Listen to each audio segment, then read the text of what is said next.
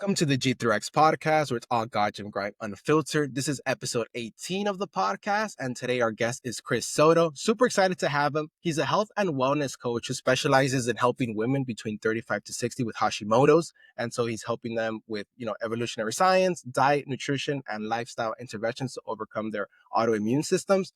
Cris, thank you so much for being here. How are you feeling today, sir? I am feeling great, and I am excited to be on the podcast. Thank you so much for having me on today.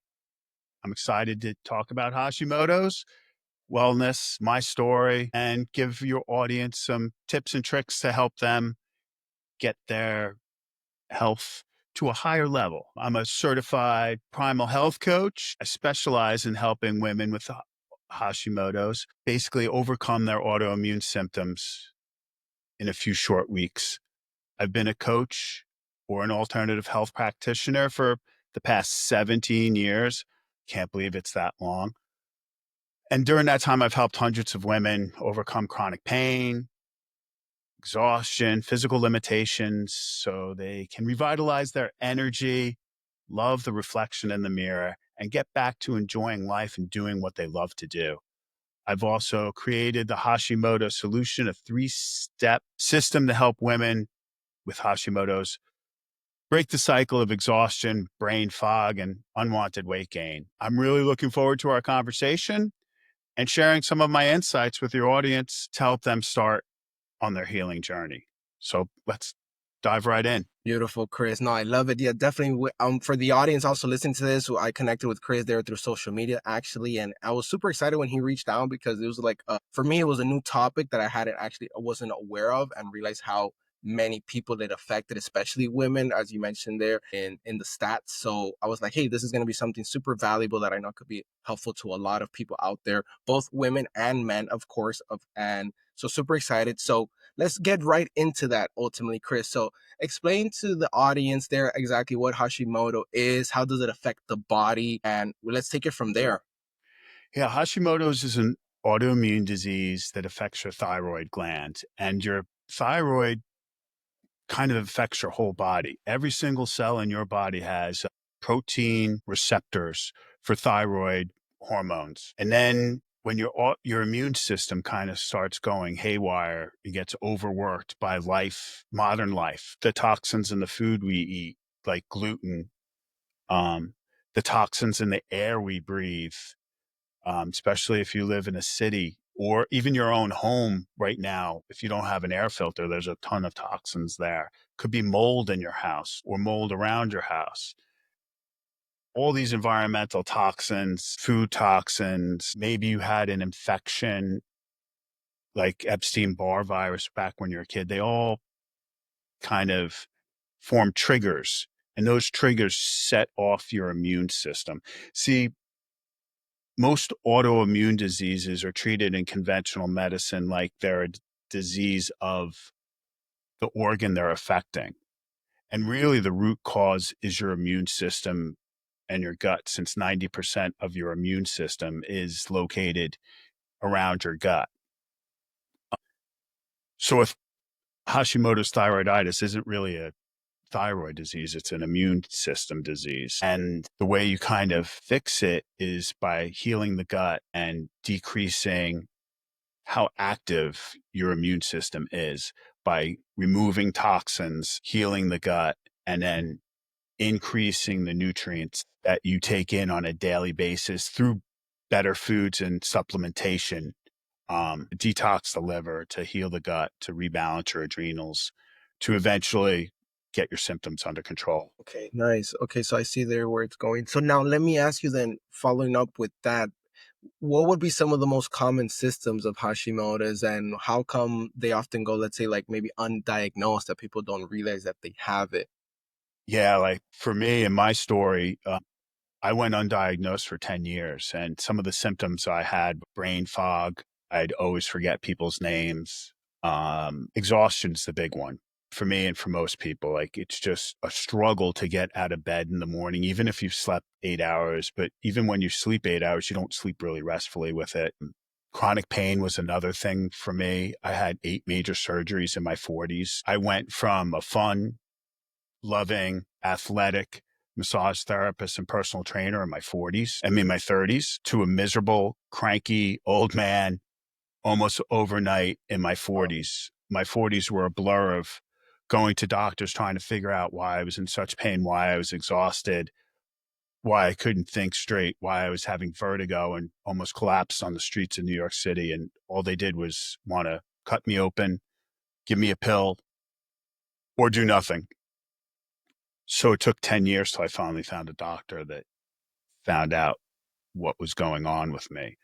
But everyone, since the thyroid controls every system in your body and every single cell needs thyroid hormones, like the symptoms run the gamut, like from poor digestion, gas, bloating, acid reflux, to brain fog, memory loss, depression, even suicidal thoughts. There was definitely a time in my life where I was thinking about ending it all in my 40s. Not going to lie. And I'm not like that now. I wasn't like Wow. that ever before. But yeah, there was like, what's going on with me? Why am I'm just going to be dead by 60? Why keep going on? So to do a long story kind of short to fit it in, there's so many different symptoms. And if for your audience, if you don't feel right, even if your doctor tests your labs and says everything's normal, but you don't feel right in your body, keep searching. Become your own health advocate because the symptoms are varied, and read books on it, go to webinars about it, and you'll find what your root cause is. That's the first step on the healing journey. Wow, no, I love that. And it affects so many aspects of your life then that I could see why I could throw then certain doctors off. And I've seen that, and I'm pretty sure you could, I mean, given your experience, I know you would agree with it, that I've seen it myself in other personal experience, like with other family members with different symptoms, that sometimes they're quick to just like give you a quick medicine or this, and it's not necessarily what you actually need. And my question to you, as a little follow up that really got me thinking of that, as you said, hey, if you don't feel right, I think that's an amazing advice. If you don't feel right, keep searching, keep, until you feel right, right? Your body's clearly telling you something. Listen to your body for sure. Well, you yourself, as the, let's say, health and wellness coach focusing with Hashimoto, what would you say then? People who maybe think they might have it, like you said, maybe they're feeling very fatigued, chronic pain, and they think they might have it. What would you give? What piece of advice? For one, of course, going to you. But let's say if they're looking for a doctor locally in their area, in person, etc., what would you be, let's say, certain good traits to look into a doctor that could actually give you good, let's say, a good medication, a good, recommendation, etc. Well, first off, if your doctor doesn't talk to you about your diet, your lifestyle, what could be stressing you out, what you're eating, how you're sleeping, and just prescribes you a pill, or she isn't really a doctor, they're kind of more like a glorified drug dealer. So the first thing is always look for a doctor that asks a lot of questions, starts running tests before they prescribe you medication, does a thorough intake, doesn't just spend 5 minutes with you. But even before you go to a doctor, Google Hashimoto's, do a simple search, read some books, become your own health advocate. I live in this body. You live in your body. Your guests and audience live in their body. It's the only thing you're with 24/7. Learn about it. It's more important than learning about finances. It's more important than knowing about who won the next election or what's going on in the news. Your body is your body. And that's the biggest thing. Become your own health advocate and learn what's going on with you. It's not easy, and it's never taught in school. It's never taught in college. And it should be. So that's like, find a doctor that listens to you, doesn't tell you what to do, is there to serve, like serve first. And if they don't, find a different doctor. Don't think that the doctor they are the expert and they know what they're talking about. But when it comes to chronic diseases, there's a big kind of gap in their knowledge. Most doctors don't train on nutrition in conventional medical school. They only train for maybe 6 hours. But there are great doctors out there, don't get me wrong. But it is a search. It took me 10 years to find a great doctor. And I let a lot of bad doctors cut me open, give me pills that set me back even further. So just keep searching. Make sure your doctor talks to you, listens to you. I mean, more than talks, listens. That's the big thing to get out of that. I would say it cost a lot of money too with all those years, right? As well, because I know the medical field isn't cheap, right? We all know that. But no, and I think that's a good testament, though, to yourself too, in the sense that persistence, right? A lot of people would have probably just, let's say, maybe either given up or just, okay, it is what it is, and just tolerated like the pain or the uncomfortness, etc., and just that's just how my life is, and maintain themselves cranky, moody, etc., right? I know there's been people like that. It's like, oh yeah, I just have had this, it's whatever, and they never bother to continue seeking the correct advice. So I would say one thing to really admire in your story is that persistence, that you didn't give up. And getting into that, then, before going to some of the treatments and some of those topics, if you don't mind, elaborate a little bit more on your own personal experience. And like you mentioned, you were struggling with undiagnosed Hashimoto's for 10 years. During those 10 years, you mentioned some of the challenges and things you faced. And how did you eventually then finally get yourself diagnosed within those 10 years, and your journey to reversing your symptoms? Tell me a little bit about that story of Yeah, yours. my health started going downhill after I herniated a disc in my neck, um, right around 39, 40 years old. That would go away, would come back every 6 months and kind of disappear right before I'd get surgery, left me with like no feeling in my pinky. But from then on, it started going downhill a little by little. I had, like I said, 8 major surgeries through my 40s. And then I was sleeping all the time. My wife, the way it turned around is my wife actually got thyroid cancer from being near the pile during 9/11. She was downtown for 6 months after the towers collapsed, exposed to all the toxins. So she finally was diagnosed with cancer in 2019, had her thyroid removed. And then I watched her struggle for 2 years trying to find the right medication and the right doctor. She finally found the right doctor, learned a lot about thyroid, what goes on when you're missing your thyroid or thyroid conditions. I went to see her doctor. I remember the day vividly. After I saw the doctor, I was sitting on the streets of New York, crying my eyes out. Beautiful spring day, kind of like today is in the Northeast, on the streets, 92nd Street and 3rd Avenue in New York City, just bawling because the doctor just told me I had Hashimoto's and I was on medication for the rest of my life. It's just going to get worse. Probably going to get another autoimmune condition. There's nothing you can do about it, but at least the medication doesn't have many side effects. And I was like, what did I do to Right. myself? Like, really? My 30s, I was athletic. I jogged. I worked out consistently. I was a massage therapist. I was a personal trainer. And then I was 50 when I was diagnosed. I was 40 pounds overweight. Was going bald. My barber told me not to wear any hats anymore because I was going to go bald if I continued to wear hats. So, long story short, for about 2 weeks after that diagnosis, I sat in my apartment and I had a good old pity party and cried and whined and blah, blah, blah. And then finally, I got on medication. My doctor was wonderful in a lot of ways. He put me on a natural desiccated thyroid medication because my T3 levels were really low. We started supplementing and putting me on testosterone therapy because I had the testosterone levels at 50 of an 80-year-old man. So Wow. those two things kind of got my energy going, got me from maybe first base to second base, just started me on my journey. But I still couldn't lose the weight. I was still having anxiety. I was still moody. I was still having vertigo. No matter what I did, I couldn't lose the weight till I read a couple of books, and started following Mark Sisson. He's the kind of the inventor of the primal blueprint, one of the first fathers of paleo, kind of ancestral health. And then Max Lugavere, who wrote The Genius Life and lost his mother to dementia.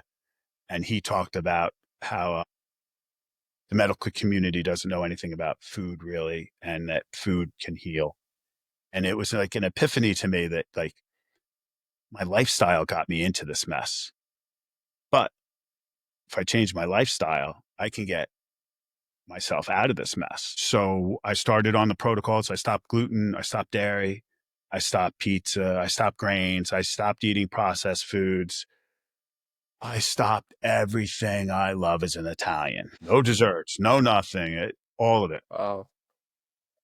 But the symptoms disappeared almost overnight. I lost all the weight. I went from 130-ish to 177 in 12-week period without even trying. Wow. And I never felt hungry. I never was starving. The weight just kind of fell off. And then the pain went away. So I started working out. We bought a sauna to put in the house. So I started using that regularly. And like, I'm 53 now.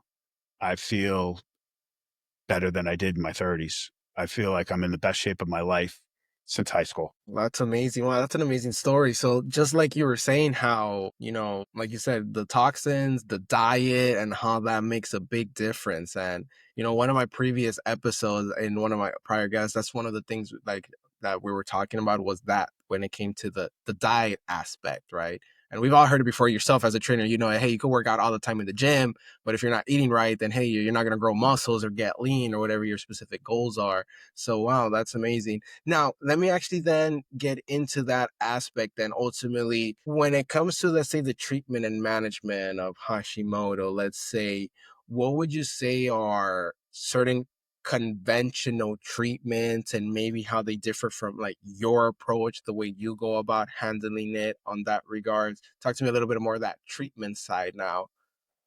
Yeah. So basically, from all the research I've done and what doctors have told me, the conventional medicine way is here's a pill. We're going to keep testing your blood to keep it in a normal range, and then we'll adjust your medication. You're going to be on medication for the rest of your life. We're going to keep upping the dose as your thyroid gets destroyed, as your body destroys your thyroid more and more, till it won't work at all. You probably get another autoimmune condition, so then we'll have to medicate that.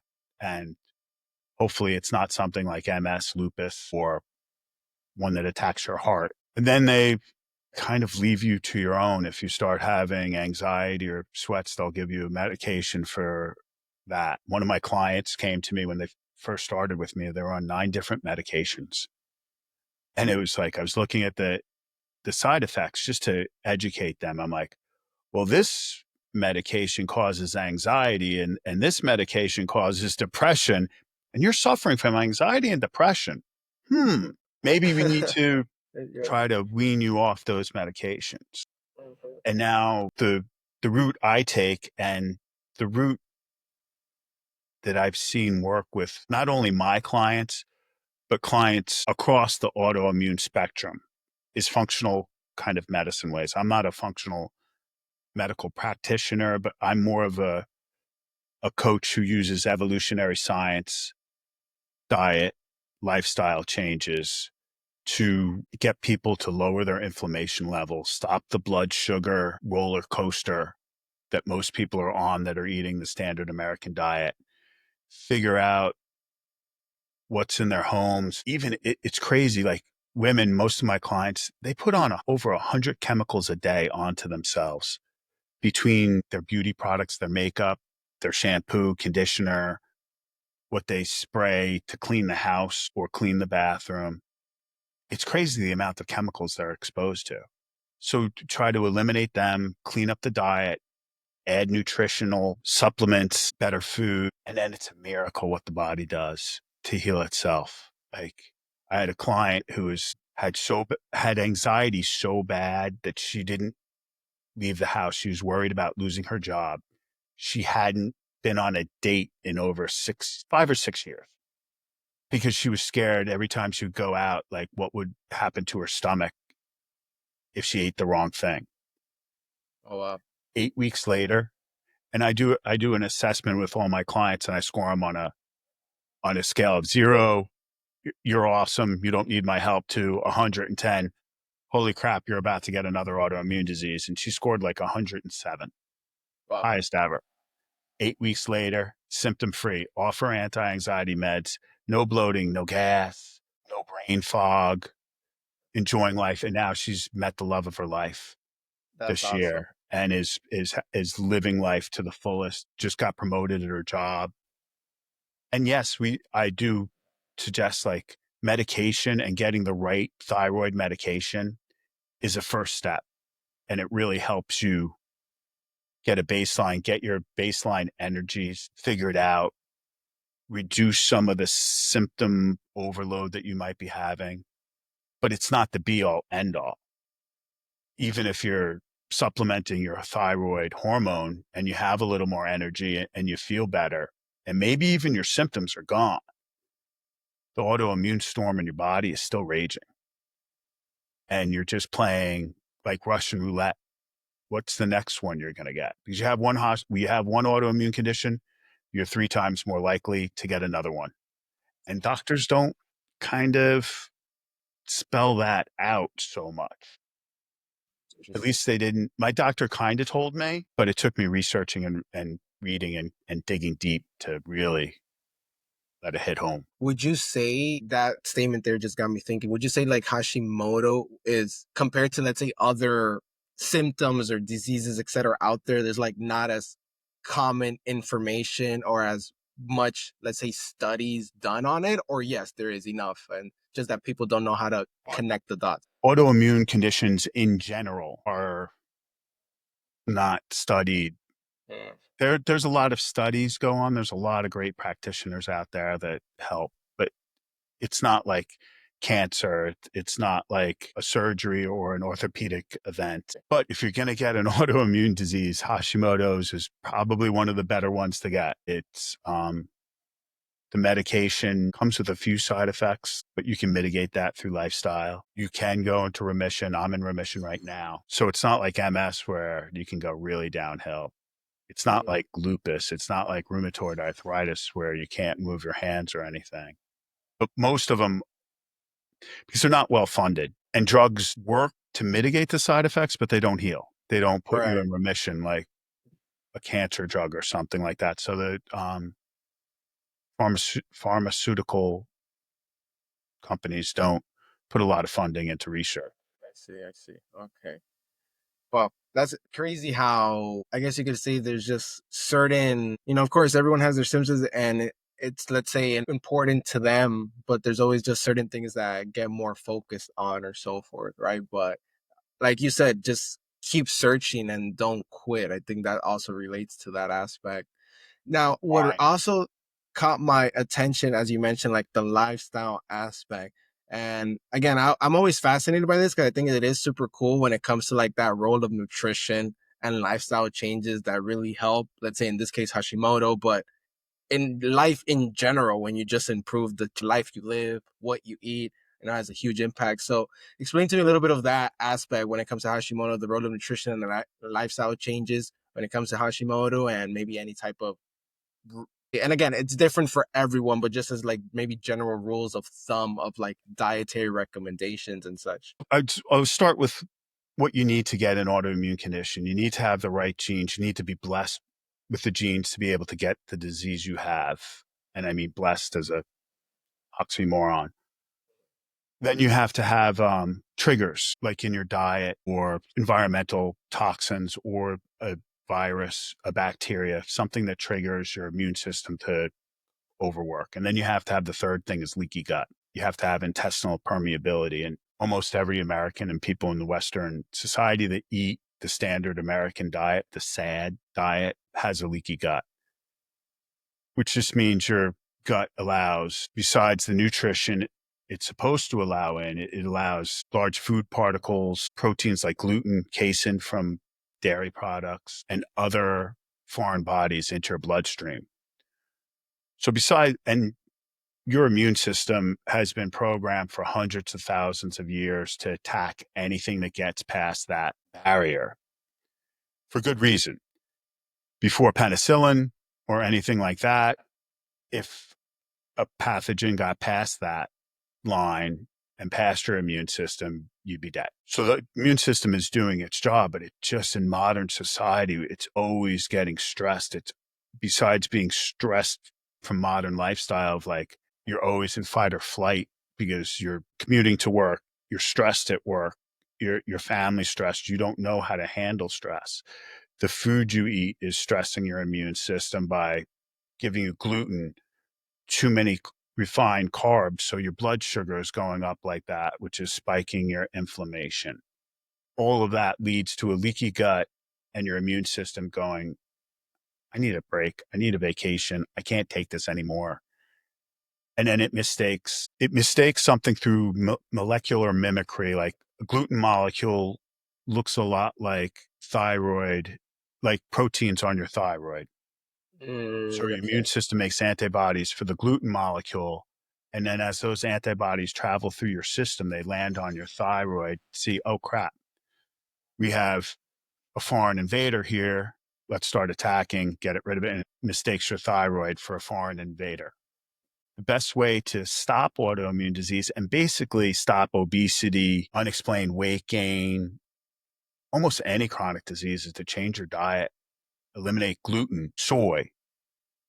Dairy is a big one because there's a lot of people that are not lactose intolerant to the casein molecule in milk, dairy, dairy, cow milk. Processed foods are filled with chemicals. If there's a list on your food and you buy it from the store and it's longer than 5 ingredients, probably shouldn't eat it. And not to mention what they do to the food supply by adding folic acid and enriching grains, which if you have the certain gene variation called the MTHFR gene variation, you can't process that and it gets stuck on your kind of B vitamin receptors, makes methylation and detox much harder. So when you change your diet to eating meat, vegetables, fruits, seeds, nuts, simple things that come from the earth, that's a big step.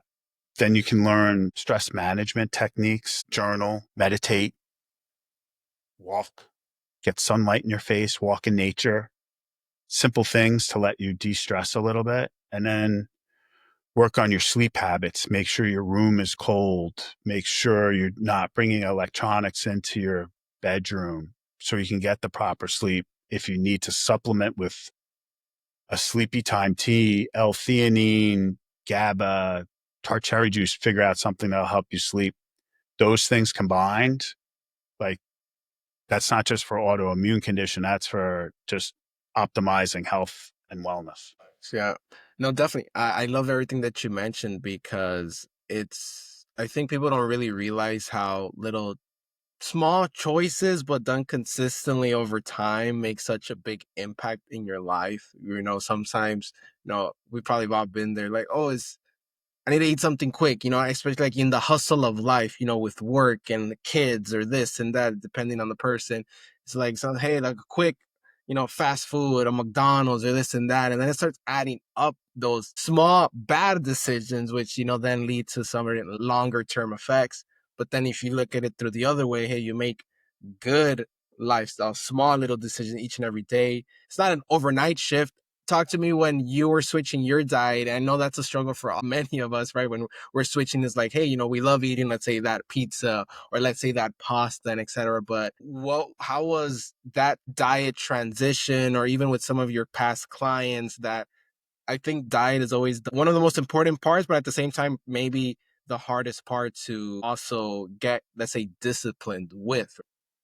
Yeah, because bad food and bad choices are all around you in modern life. And your house is probably stacked with things that are convenient and easy to eat. Your office is, I guarantee it has bad food in it. So I work with my clients, and what I did with myself is just try to get 1% better than I was yesterday continually. Do a pantry clean out, get the bad food out of your house, first of all. That's the first thing you do. So when you are tempted, it's not there. Get the chips out, get the candy out, get the pasta out, processed foods out of your house. Replace it with nuts, some seeds, dark chocolate over 75% cacao, meats and vegetables, and then learn how to cook simple things, meal plan. And then at work, make sure you have healthy snacks, like maybe a healthy jerky, make a protein shake that you can store in the fridge of the office. So you're not tempted to go grab that donut that's there or something like that. Have healthy snacks available for you. Eat of your first meal of the day should have a lot of good healthy fats to make you it full, feel full.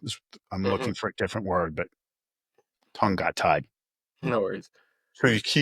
So you stay full for longer, like avocados, olive oil, coconut oil. I start my day with a coffee with MCT oil, ghee, some chocolate flavored collagens that don't have sugar.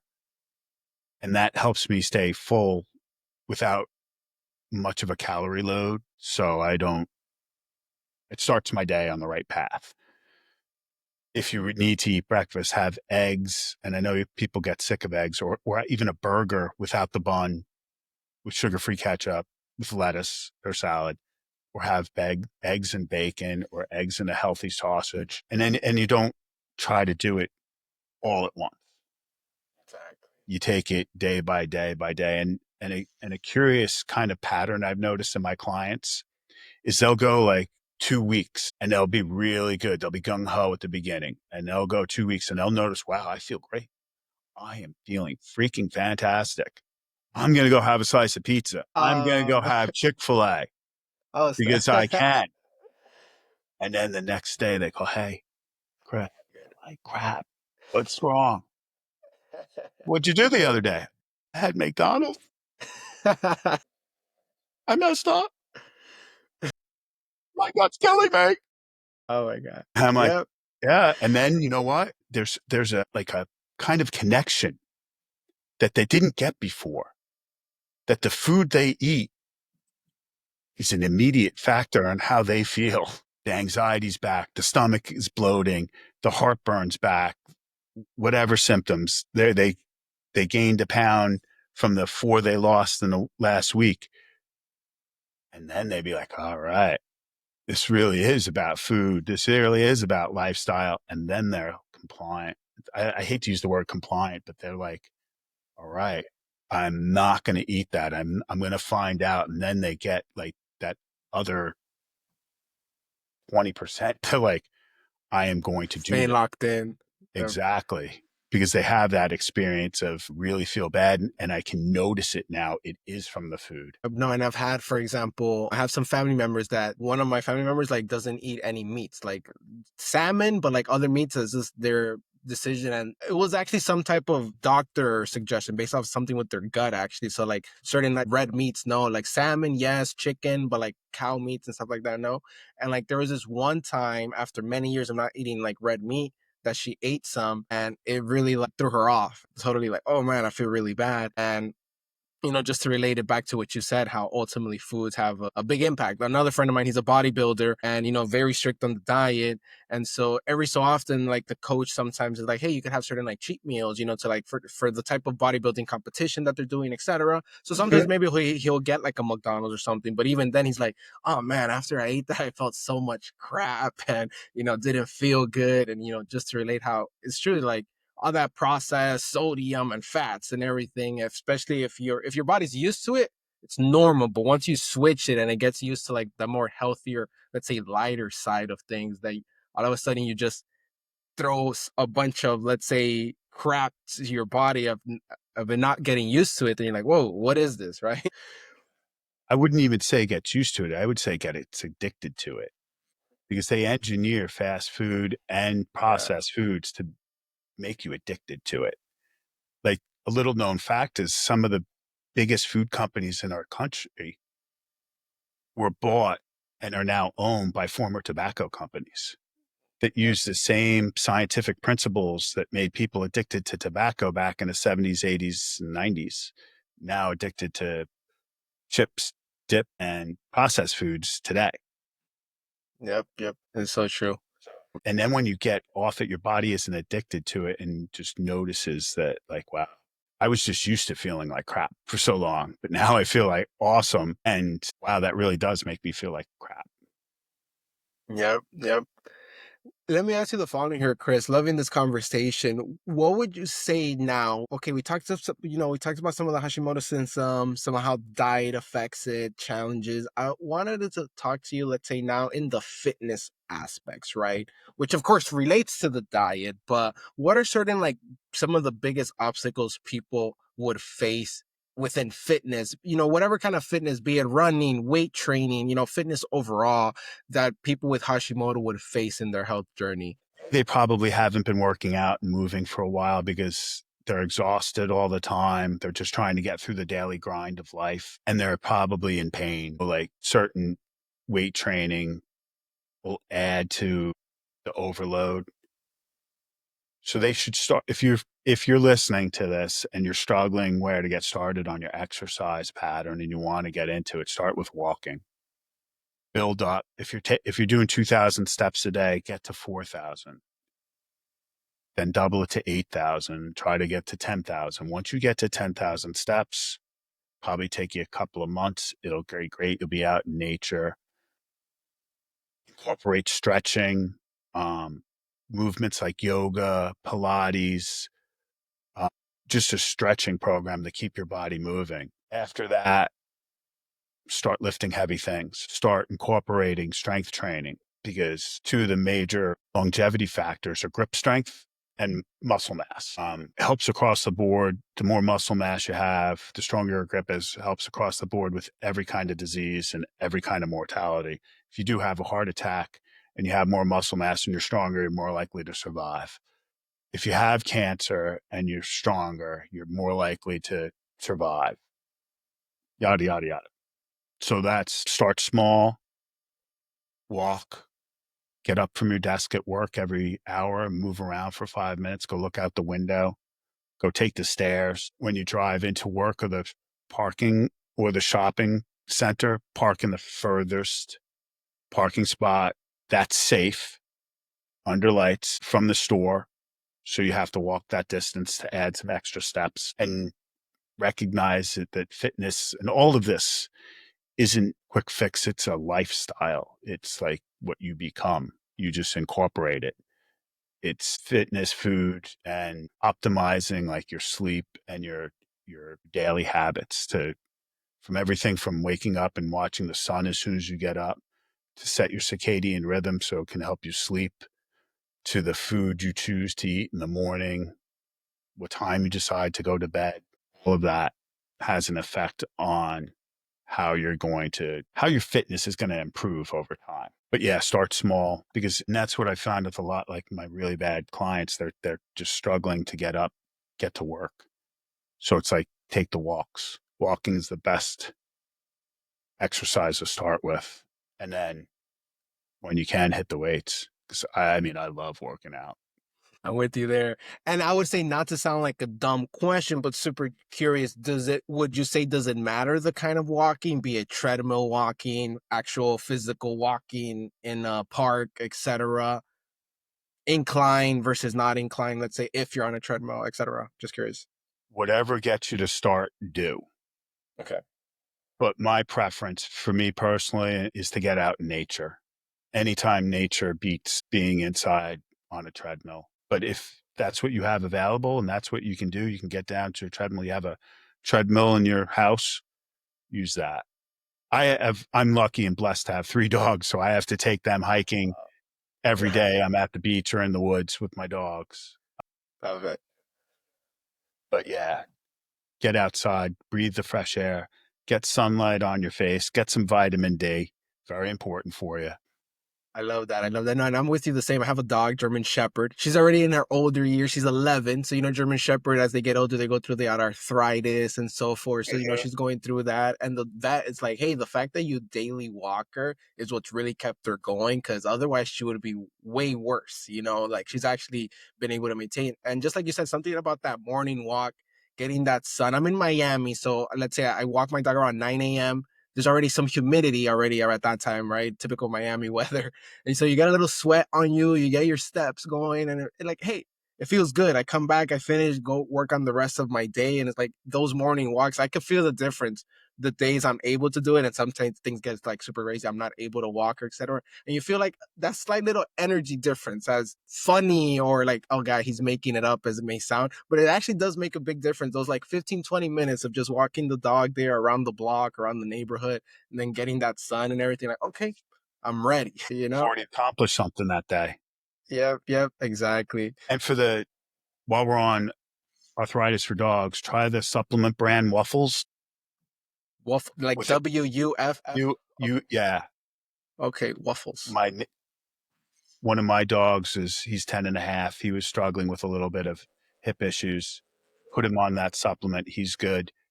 And I turned my neighbors onto it.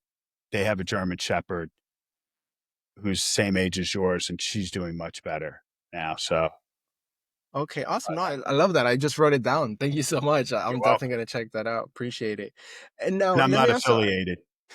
no, no worries, no worries. No, I appreciate it. That's awesome. I also wanted to ask you this one question that really got me intrigued. Let's say now, from your experience yourself, dealing with Hashimoto, with all your clients that you worked with in the past, helping them overcome it, I'm pretty sure you've seen there's maybe very common misconceptions about what Hashimoto really is, or what it has versus not have, or common fears, let's say. Could you talk to me a little bit about that? Sure. Common fear is that you're doomed to live the life you're living now. You're always going to be in pain. You're not going to be able to be present with your family. You're not going to be able to take the vacation you wanted to. You're going to be on more and more drugs as you age. And there's nothing you can do. There is. There's completely your health is in your hands. Like I said before, educate yourself. That's the first step. With education, you'll learn the different types of medications you can be on. Maybe one's more effective for you than the other, and you can have educated conversation with your doctor. It's not a life sentence. It's a wake up call. Some of the other kind of misconceptions are that it's a thyroid condition, and it's not. It's an immune system condition. Any autoimmune condition isn't really like if you have an MS, you don't have a nerve condition. You have an immune system condition because your body's attacking your nerves. If you have rheumatoid arthritis, you don't have a joint condition. You have an immune system condition. So that's every autoimmune condition is an immune system problem. It's not whatever. It's just that conventional medicine and Western medicine is so specialized that each doctor only it endocrinologist does the endocrine system. The joint doctor deals with joints. And frankly, no one deals with the immune system except functional medicine doctors that I found. Those are the two big ones. And that also the food. I'm just doing a whole 8 myths of autoimmune disease that I've read about from Dr. Amy Myers. And one of them is like food doesn't affect your autoimmune conditions, and that's the farthest from the truth. So those would be the big three that I can think of off the top of my head. Good question. Awesome. No, love it. Love it. No, for sure. And I think because it's always good because, just like in anything, I mean, let's say fitness. Again, I was related to fitness coming from being in that aspect. But, there's so many misconceptions of like, let's say, hey, take your protein shake before or after your workout. There's that huge debate. Or let's say when it comes to like cardio, if you're trying to bulk, don't do your cardio, do you right? There's so many like misconceptions where it's like once you get into like, hey, no, look, or supplements, creatine, is it good for you? Is it bad for you? Right. Or like those fat burners, or like there's always misconceptions and everything, so I really wanted to get your take on that, so I love it. Now, Cris, let me ask you here the following as we're kind of wrapping up. I've been loving this. It's been super insightful for myself as well. What would you want to say, that maybe the most important message you want the listeners of this podcast to take away about, let's say, Hashimoto's, autoimmune conditions in general? First, I want to thank you so much for having me on your podcast and letting me add value to your audience. For your audience, I want to leave you with this one last thought. Every day, there are hundreds, even thousands of people just like you that are overcoming and putting their autoimmune conditions into remission and becoming symptom free. Whatever you've heard, whatever your doctors told you, your partners told you, what maybe you've read online that said that you can't heal, it's BS. You can live a life free of symptoms. You can live a life full of energy and a life full of opportunity. Just concentrate on getting 1% better than the person you are today or the person you were yesterday. Every single day of your life is an opportunity to heal, to get healthy. If you need some help, you can definitely follow me at the Primal Italian on Instagram, on Facebook, or theprimalitalian.com. It's my website. In the show notes, there'll be a link to my masterclass. If you're struggling with Hashimoto's, I suggest you watch it. It's completely free. And then if you want to talk about it further, I'd love to talk with you, book a call with me. We'll go through assessment. We'll find your root cause. But just remember, even if you don't have Hashimoto's, if you know somebody who does, or another autoimmune condition, or another chronic disease, remind them that they can get healthy. Become your own health advocate and don't give away your authority to a doctor, to a loved one, to anyone. Take responsibility for your health yourself and stay healthy, my friends. I absolutely love that, Cris. Very well said. And just to add to what you said, exactly as Cris said, hey, let's say it's never too late. The power really is in your control. It's just one decision at a time, which adds up and creates, a better lifestyle in the future. One decision at a time. As he says, 1% better every day. I love that. And just like you said, don't listen to other people's feedback or opinions of negativity. Figure it out yourself, because at the end of the day, there's nothing better than you realizing it for yourself versus taking other people's at face value and you never discovered for yourself, hey, is this really true or not, right? It's just like in fitness, you could see so many videos of working out or this, but until you actually do it or try it for yourself, then does this exercise work for me or not? Does this program work for me or not? Versus just, oh no, it's not going to work for me, and you never tried it. So I absolutely love that, Cris. And absolutely, just like Cris said, his socials as well as his website will be on the description. If you're listening to this, be it on YouTube or Spotify or Apple Podcast, it'll be there in the description below. So definitely check out his Instagram, give him a follow, check out his website.